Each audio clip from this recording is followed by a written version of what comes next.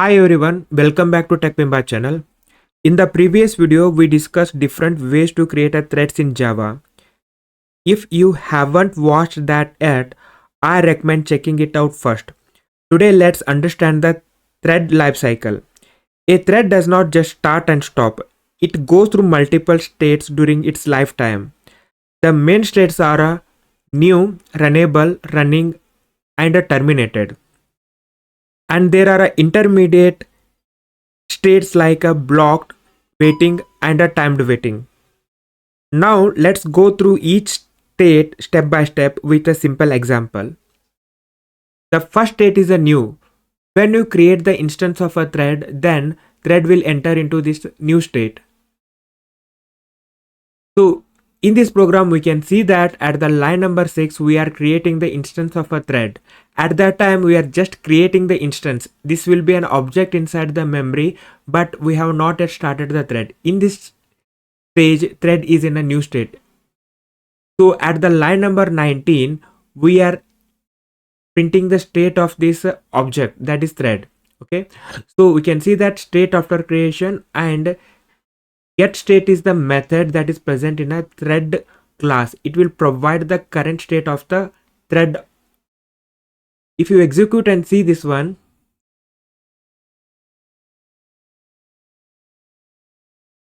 we can see that state after creation, the state of the thread is new.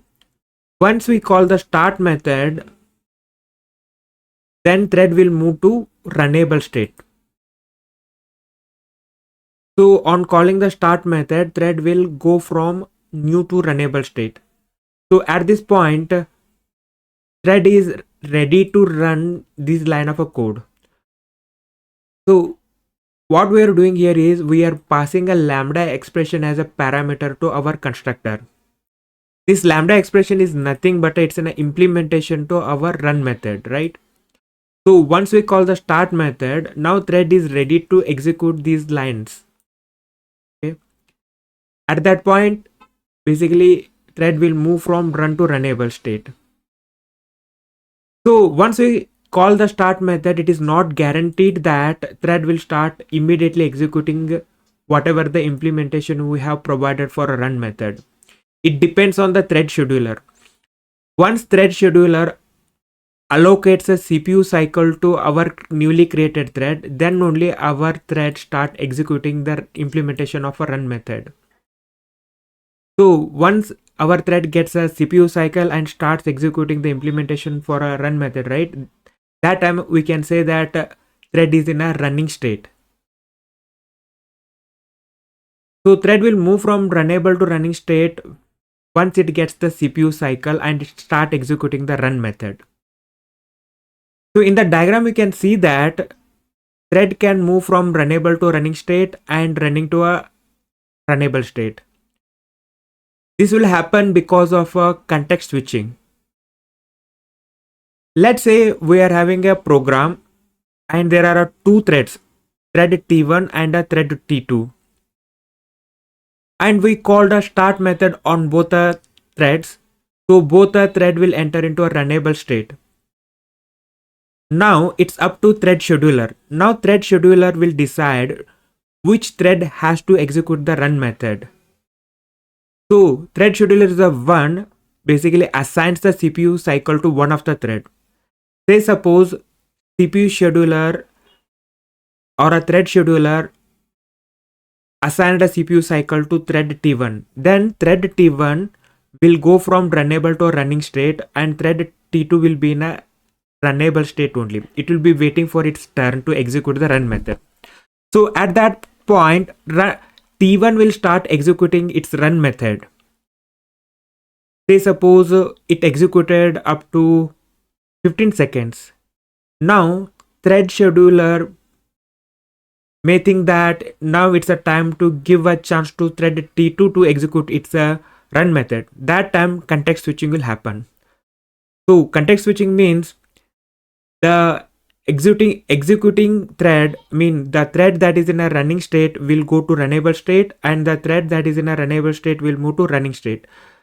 So thread T1 will come from running state to a runnable state, and a thread T2 that is waiting for its turn, right? It will move from runnable state to a running state. This is how these runnable and running states are related to each other. Runnable and running state together, we can say that thread is in a active state. Once whatever the code we are having inside the run method is completed, I mean, once a thread executed all the lines present in the run method, right, then thread will move to terminated state. So at any point of time here, I mean, whether the thread is in a run state or whether it's in a running state, runnable state, or whether we have just created a thread instance, at any point of time we can call the stop method. Once you call the stop method, right, thread state will change to terminated. Now we will look into these intermediate states. The first one is a blocked state. The running thread will enter into a blocked state in a two scenarios. Say suppose thread is executing a block of a code that is present inside the run method.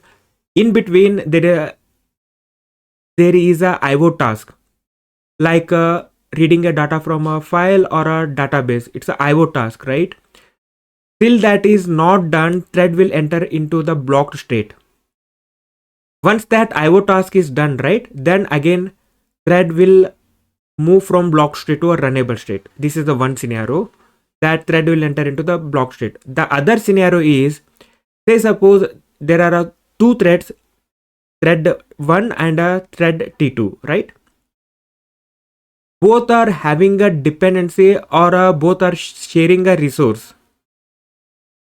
Thread T1 is already acquired that resource and it is doing some operation on top of that. At the same time, if thread T2 also needs that resource to do some other operation, then T2 won't be able to proceed, since that resource is already acquired by thread T1. At that point, thread T2 will enter into the block state.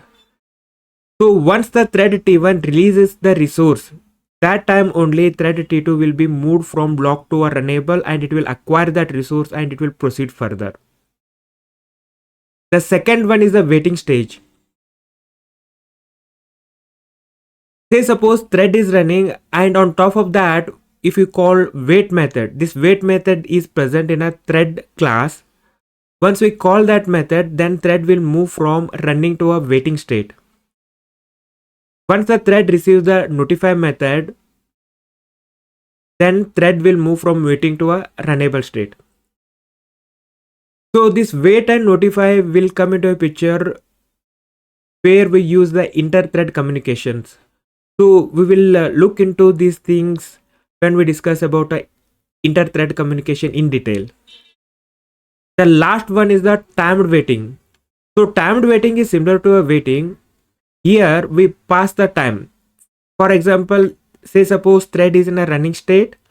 At that time, in between, if you call a thread.sleep and specify the time in a millisecond. For example, thread.sleep 2000 means we want our thread to be in a timed waiting state for 2 seconds. Once that 2 seconds is elapsed, right, then timed waiting thread will again go to runnable state. There is one more case where timed waiting state can move to runnable state is in case it got a join method. If you call the join method on top of that thread, then also thread move from timed waiting state to a runnable state. So if you notice here, at any point of time, even though thread is in a block state, waiting state, or a timed waiting state, we are allowed to call this stop method. Once we call this stop method, thread will move to terminated state. So we are free to call stop method at any stage of the thread lifecycle, and on calling this one, thread status will change to terminated. Now let's see this with an example. Here I have a class thread lifecycle demo. Within that we have written a public static void main and we have created a thread instance here. So if you notice here, we are creating a thread here, thread t equal to new thread. then we are passing a lambda expression as a constructor argument to a thread. Okay, it's nothing but an implementation to our run method. So first we'll execute this, then we'll go line by line of this code.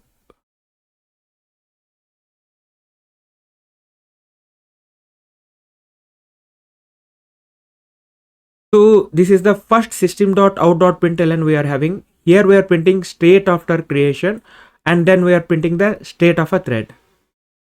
So here we got state after creation, then state of the thread we got as a new. Since here we have just created the instance of a thread, that is the reason we got the state as a new here. Then on line number 22 we are calling a t.start. So at this point there are two threads. One is a main thread that is actually running whatever the block of a code we are having inside the main method. Now since we are calling the start method on top of this thread, now this thread is also ready to execute this line of a code. I mean whatever the line of a code we have inside the lambda expression. Now it's up to thread scheduler. Thread scheduler can decide that it has to give a CPU cycle to the main thread, or it can give a CPU cycle to our newly created thread. So in this case, CPU scheduler decides that main thread has to be executed. That is the reason we got this line, state after start, and we got the state as a runnable here. At the line number 26, we are explicitly calling thread.sleep 500. Means we want main thread to sleep for a half second, right? So that CPU scheduler can give a CPU cycle to our newly created thread. Okay. Now CPU scheduler has given a chance to our newly created thread and it will start executing. So we can see that thread started running in our console here. This means our thread moved from runnable to a running state. Okay. So these line of a code started executing, and at the line number 10 we are having a thread.sleep 2000. It means we are basically asking a currently running thread to sleep for 2 seconds. Means the thread state will change to timed waiting. So since we are having a thread.sleep 2000, it will move to timed waiting state. Now CPU scheduler or a thread scheduler will again give a chance to a main thread to execute. So main thread executed thread.sleep as the last line. So it will start from here. So in the console we will get this line, stay during a sleep. Okay. So again we are printing the state of a T here. We get a timed waiting here. At the line number 30 we are calling a t.join. So in case, even though thread is sleeping, if we call a join on that, this timed waiting thread will go to running state. Okay.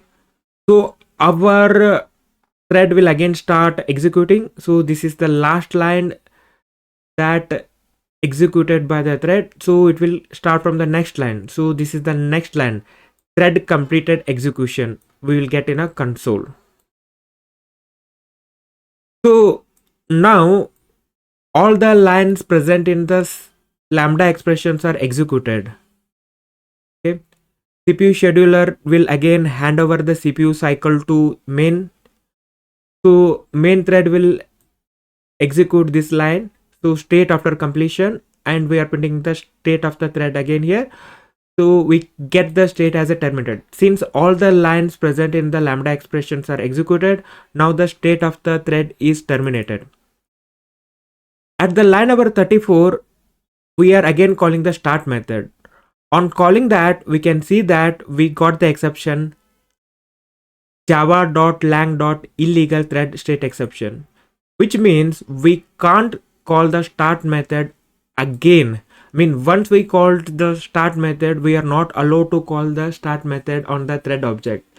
If you do that, we'll get this exception illegal thread state exception. So that's it about the thread lifecycle. In our next video, we will look into monitor lock and inter-thread communication.